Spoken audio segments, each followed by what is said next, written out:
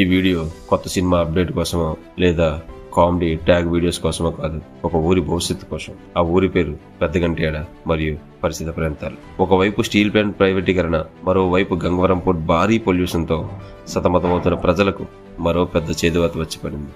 అదే అదాని వారి Ambuja cement factory.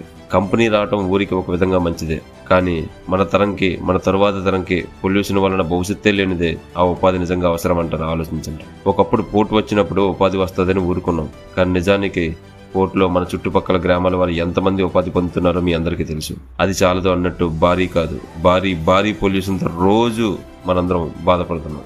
మనం ఇలాగే చూస్తూ ఉంటే త్వరలో ఈ పోర్ట్ బూడిదలో మరియు సిమెంట్ కంపెనీ బూడిదలో మన ఊరి ప్రజల బురద కలవడంలో ఎటువంటి సందేహం లేదు. నిజానికి దీనిని మనం ఆపగలం అంటే చెప్పలేం, కానీ ఇలానే ప్రశ్నించకుండా ఉంటే ఇలాంటి పొల్యూషన్కి గురి చేసే కంపెనీలు 100 వచ్చినా మనం ఆశ్చర్యపడాల్సి ఉండదు. ఇది ఉద్యమం కాదు, మన హక్కు, మన ఊరి కోసం.